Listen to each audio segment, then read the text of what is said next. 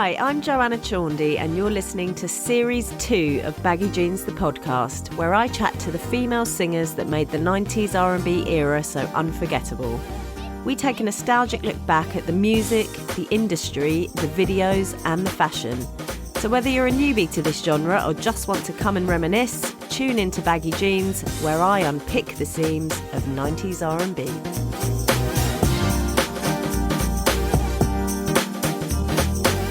My first guests for Series 2 are Brandy and Shamari of the girl group Blaque. Discovered and mentored by Lisa Left Eye Lopez of TLC, Blaque were originally a trio along with third member Natina Reed. They enjoyed success with hits such as 808, I Do, and Bring It All to Me. After the untimely death of Left Eye in 2002 after a car accident, Brandy and Shamari suffered a double loss when Natina died in similar circumstances in 2012. I talked to them both about their continuing career and their memories of Left Eye and Natina. You guys were actually over in the UK known as Blaque Ivory and not Blaque. So what is the deal with that? I know, it's so weird, right? We are probably the only group with two names. So when we first started, there was a group, I guess that was formed many years ago before Blaque that had the name and the spelling. So we couldn't clear the name overseas. So Tommy Mottola, who was the president of Sony Music at the time, he named us Blaque Ivory. And so we have two names. It's nuts because I'm only used to calling you guys Blaque Ivory over here. That's what everyone refers to you as. So when I interview people in the States, it's like Blaque, and I'm like, Blaque Ivory. I know. It's like when you say Blaque, they're like, boo, and you're like, Blaque Ivory. Like, oh, okay, yeah, we get it. I forget sometimes that we actually have two names. It's so weird. Yes, I so forget because I always, call us Blaque. I don't call us Blaque Ivory. It's just, I don't know. But when we go over there, we have to say Blaque Ivory, Blaque Ivory. Yeah, Blaque Ivory. When was the last time you were over in the UK? Oh my God. It was, I want to go back so bad. The last time we were in UK was like 1999. And it's been a minute. Okay. Yeah. We've been back to like Europe, since then, but the UK in particular, no, we haven't been there since 99. And yes, it's time to go back. I really want to come back. I really do. You need to. Oh my God. We had so much fun. We did, what is it? The big breakfast or something. Oh my goodness. We're really going back. That's like that's an institution that was. Yeah. So you're lucky to do that. I think we did you did Top of the Pop. We did Top of the Pops.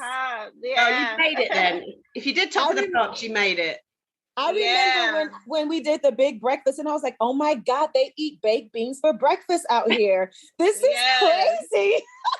But I love it. I don't understand why the Americans don't get that. I get that all the time from my American friends. Like, you eat baked beans for like breakfast? You should just have that with barbecue. Crazy. I was that's the worst thing that you saw of us. We eat baked beans at like barbecues and cookouts, Right, not for breakfast. Not for breakfast. No, you need that to was try. so You've weird. been missing out all these years, girls. Oh God, I don't want it. So how did you guys, because of course there were three of you, we've got lovely late Natina as well.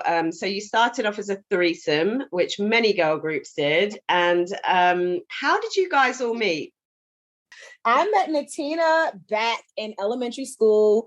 We both went to Chapel Hill in Decatur, Georgia, and we were 10 years old. And I remember the first day she walked in to the classroom, she came a little late. Like she didn't start on the very first day of school, so she had to walk and have that embarrassing walk. When everybody looks at you. But when she walked in the room, she was already a star because people were like saying, "You see that girl right there? That's Natina. She's from New York." And like it's like people already knew her.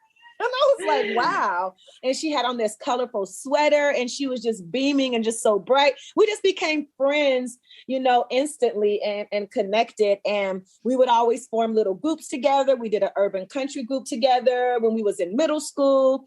And then finally, she ended up hooking up with Ronald Lopez, which is Left Eye's brother.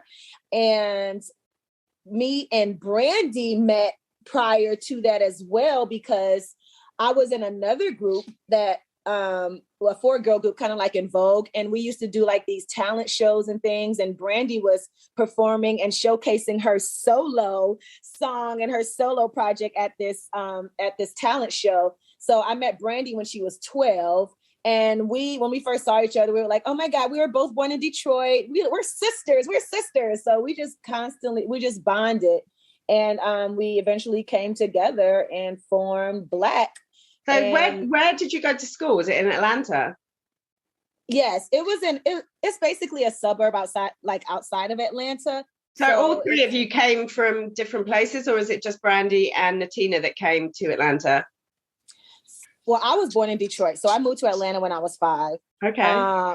Brandy, when did you move to Atlanta? Yeah, I moved to Atlanta in 92. So my family came from Detroit for music, actually. We moved down here because my family was in the music industry and was signed to some different labels here. And so they came down in 1990 and I came in 92. So I was 10. I was turning 10 that year. So what brought Natina from New York to Atlanta? You know, I really don't even know why they moved to Atlanta. Yeah, I don't know. I really don't know. Maybe I could call her mom and find out, because I really don't even know why. But at that time, back in like the 90s, a lot of people were moving from New York to Atlanta for some reason. We had so many people coming from New York during the 90s. So I don't know. The reason why they all was just coming. A lot of people came down. So, she was a part of that wave at that time. A lot of families were moving to Georgia, period, because the houses were so inexpensive around that time. Like Georgia was a great place to raise a family in the 90s, the late 80s, early 90s, because the property was so cheap here. New York is so expensive.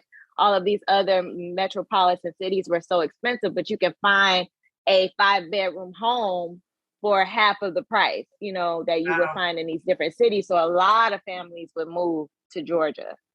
And it's still, it's nothing like it used to be, but it's still, definitely cheaper than like a LA or New York, Well, as I was saying to Brandy just a few minutes ago, everyone or almost everyone that I've interviewed for this series is either from Atlanta or is now living in Atlanta. So it must have something.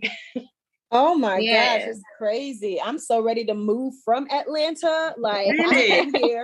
I've been here my whole life, and like everybody wants to move here. I really would love to like move to Cali and be by the beach. And I feel like my soul belongs in California.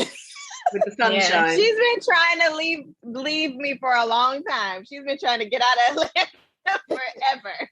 But then I got pregnant with twins, and then it was all she wrote, because all my family, my village is basically mostly all here in Atlanta. So, that's why I'm staying. So when you guys first got together and decided you wanted to become a group, talk me through that process of becoming the group. And then obviously you met Lisa from TLC, Left Eye's brother. How did that even happen? And what are the chances of that leading you to Left Eye in the first instance? Wow.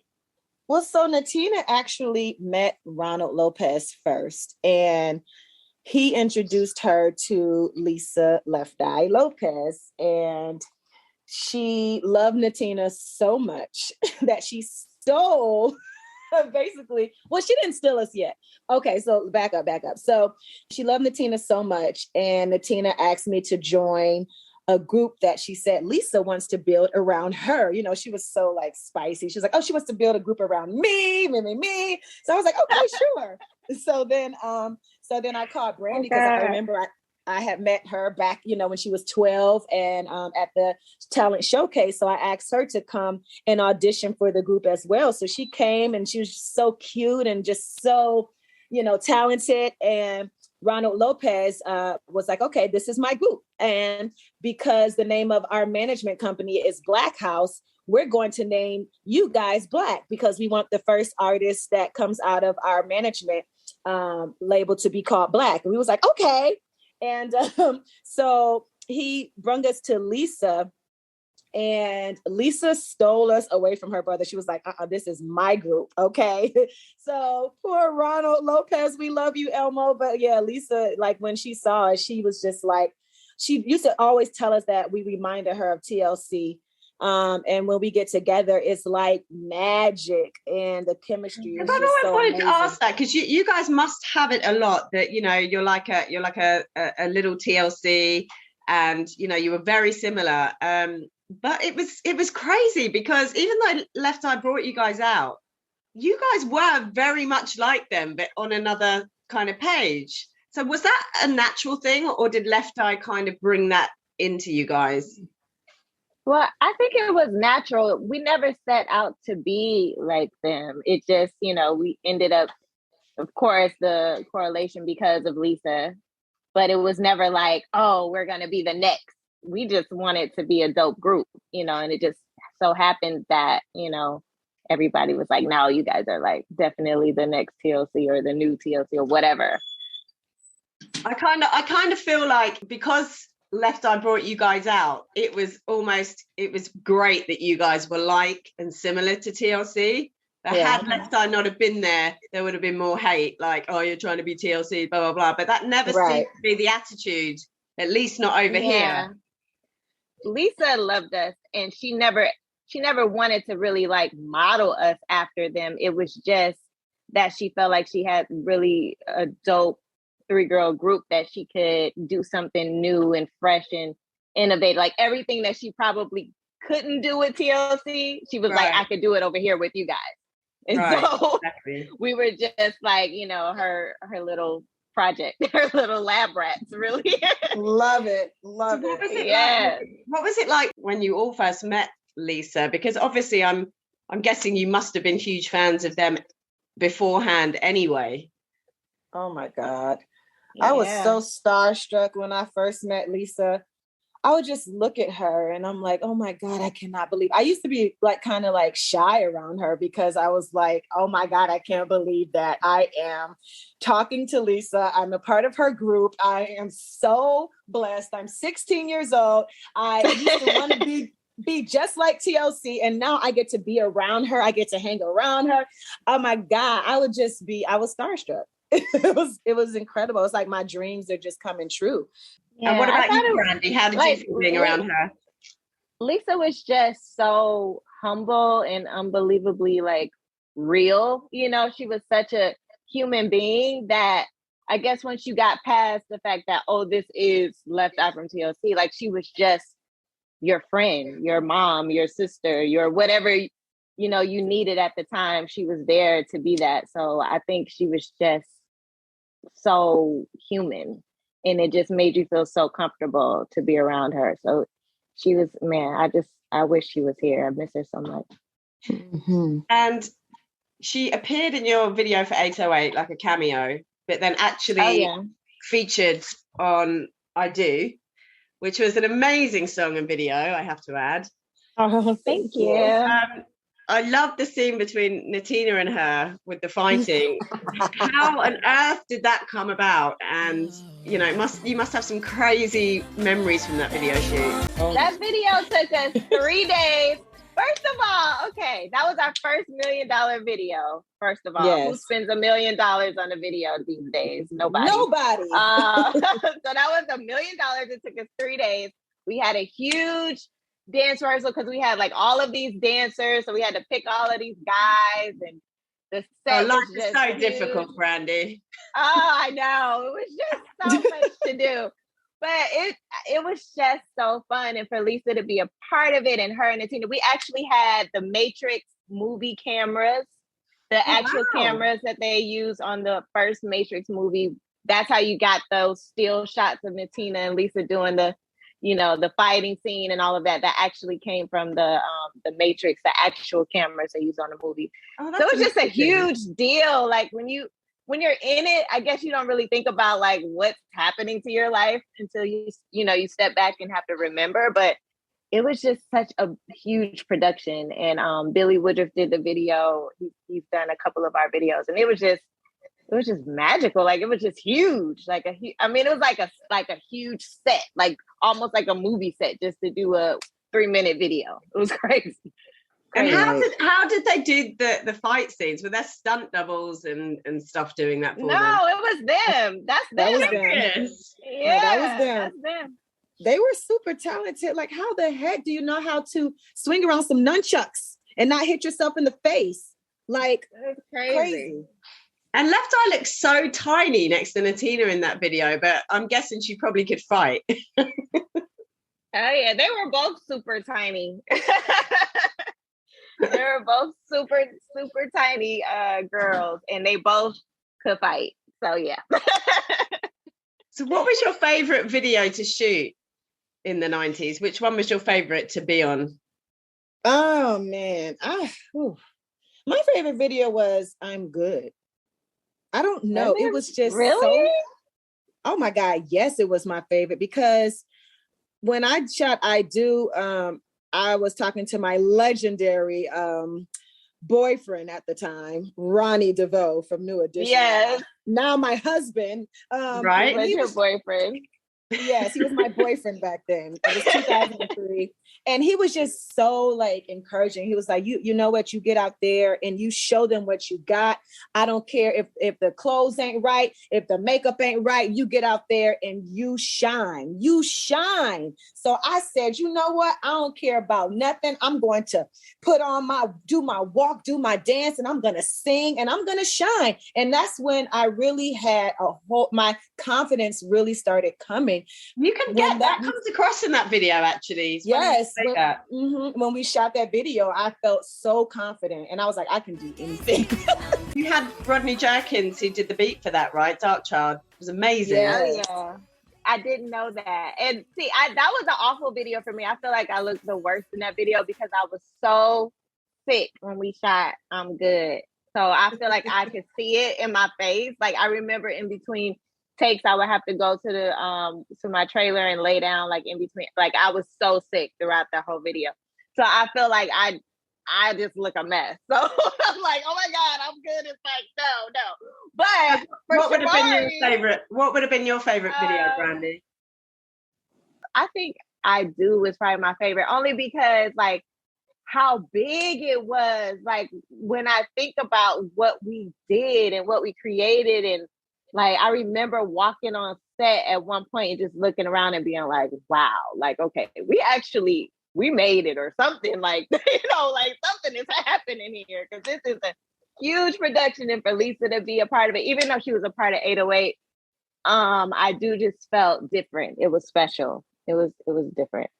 And you could kind of tell that Lisa was so proud of you guys, that she was enjoying almost being on the other side of the camera. Was that something you definitely got from her when she was like mentoring you? Oh yeah, she was proud of us. She loved us, man. Like she just saw so much for us. She just knew that we could do things that we didn't even think we could do. And that was her mission, to make sure that we achieved everything. Like she would fight for us. If something wasn't right at the label, she would go in, like, no, my girls are going to have this and that. People weren't treating us right. She wanted to make sure that we knew that we could do whatever we wanted to do. And she was there to, back us up. Left Eye was very vocal during her career about the music industry and how it kind of messes a lot of artists around financially. So I guess by the time she was teaching you guys stuff, she had been through it. So she must have given you guys a lot of good advice, because Natina wrote a lot as well, didn't she, for the group?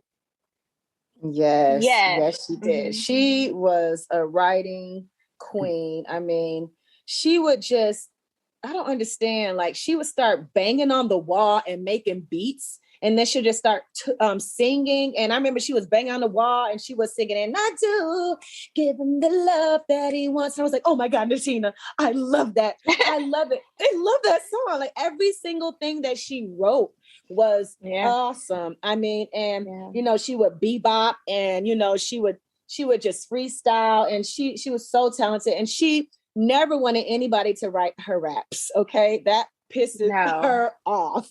She wrote all her raps. except for when we went in with Missy, and I don't think she was very happy about Missy, right? No, she was not. Listen, I have a story. So when we were recording with Missy, now everybody knows Jay-Z is one of like the greatest rappers of all times, right? And I was definitely at that time in love with him. I was so in love with him. I just knew it was gonna be me and him. It was gonna be this B and not Beyonce. But anyway, I digress. So she had an opportunity to have him do some ghostwriting for her.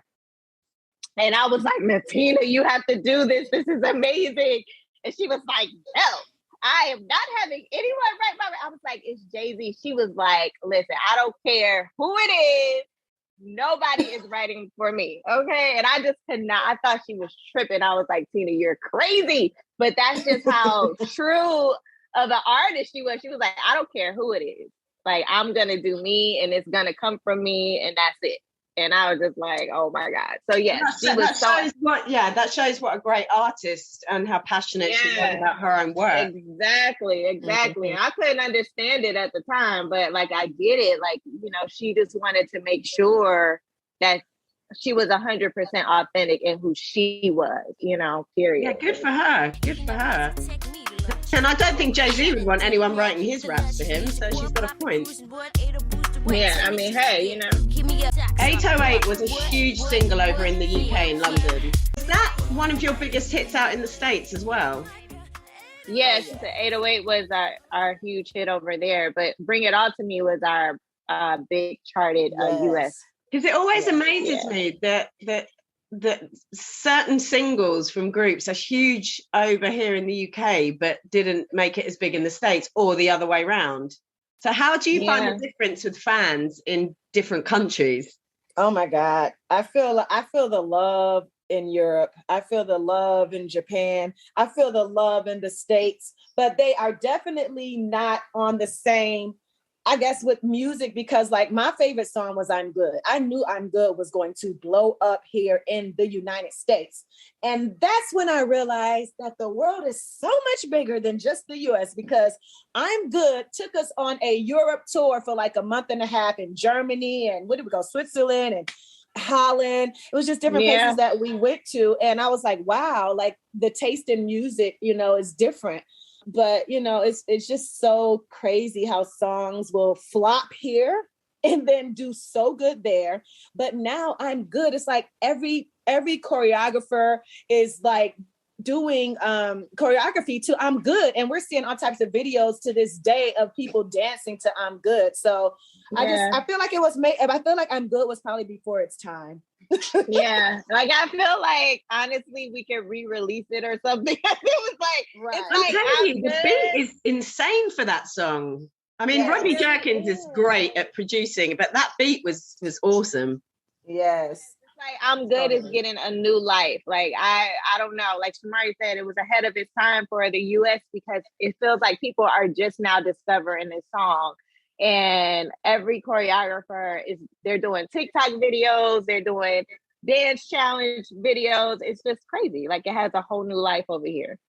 Who did your choreography for you when you're in the group, and who styled you? Because you had awesome style, you know, clothes in all your videos with the baggies and the little tops. And so did you ever say in what you wore? Did Left Eye guide that, or did you have specific stylists brought in? Oh no, we were very, very instrumental about what we wanted to wear. Natina came up with that whole bubble wrap on the front cover of our album. Like that was her. We did have a really great couple of stylists. We used Julie Maharis a lot. We used June Ambrose a lot.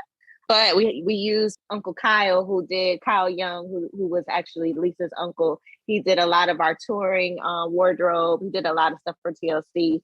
So we had a lot, but it was always like from our perspective and our point of view of what we wanted to look like, for sure. Even with, like Brandy was saying, that we had a lot to do with the creativity of the outfits. The bubble wrap on our first album, that was the mastermind of Miss Natina Reed wearing bubble wrap. You know, but it was just so much fun and it was so innocent and we were so vibrant and colorful. I love it. And as far as choreographers that We worked with Hi-Hat. We worked with Swoop, Fatima, who else? Chuck Maldonado, Don Draco Johnson, all of these huge names, even Jamaica. And they're still doing their thing to this day. Because it always amazes me how alike, or at least it was portrayed to us as fans, how alike Left Eye and Natina were, like in the dynamics of your group, like the fiery kind of rappers in the group. So when you sadly lost Natina, and obviously TLC had lost Lisa, did T-Boss and Chili reach out to you, and give you advice on how to cope with suddenly losing a member? No, they did not. No, they did not reach out to us, not at all. Because it must have been, I mean, you were young as well, so it must have been so difficult for you to adjust and almost get over the shock of that as well. Yeah. It was like the worst time of my life. It still hurts. It's the pain, the pain will never go away. And I feel like there's a lot of trauma. There's a lot losing both of them so traumatically. And it's just hard. But, I just know that it feels good for us to continue to be able to carry the torch for not only Lisa, but also for Natina. So, we're going to continue to celebrate their life. Every year we do a birthday party for Natina. Amazing. So it's so cool. And, we also help with the Lisa Lopez Foundation and just, try to focus on all the good times, the memories and the positive things about it. But before Natina passed, you guys did was it Left Eye had some kind of festival for Left Eye, some kind of tribute concert, is that right?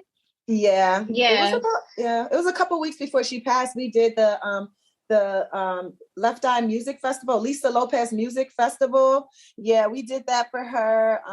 And that's nice that you three got to do that together as well. Yes, we did. It was the last.